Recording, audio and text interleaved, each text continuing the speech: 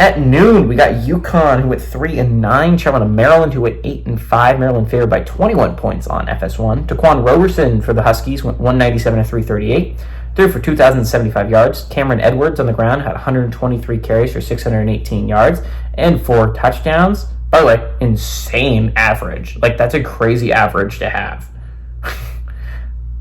He had a really good year, I think.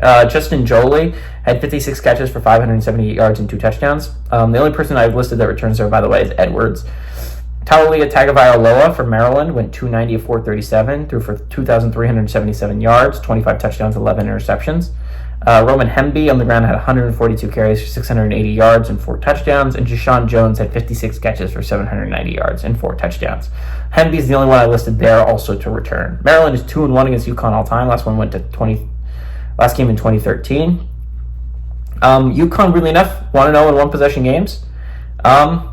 Maryland's 1-1 in College Park. So the one UConn game, they won in College Park. So home field.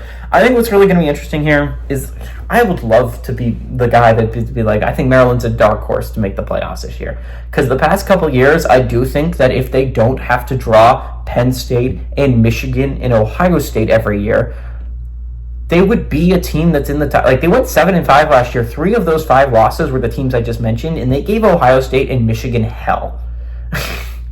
Like, Maryland's a team that can give really tough teams hell every year. I love what they've done with the program, but how much of that was Taulia Tagovailoa? Because he was such a big part of it. He's the reason they stayed in the Michigan game for so long, honestly. He made some beautiful throws in that game, and honestly, he played like the best quarterback in the Big Ten last year, outside of like maybe J.J. McCarthy, right?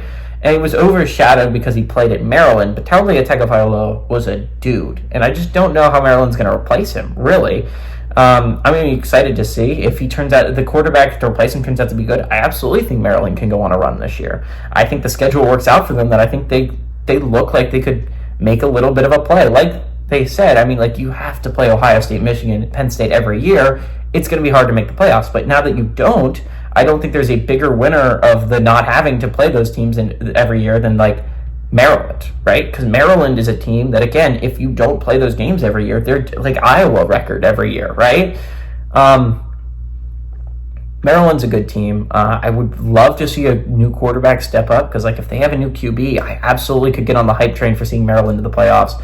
Or, like, you know, Maryland to make a run. Maybe a little bit of a dark horse to make the playoffs, right? Because Maryland has a team. They typically have a team every year, and they avoid some of the harder hitters. So I like Maryland a lot. I like Maryland to win this game, and I like them to win it by a lot. Give me Maryland to win and cover at home.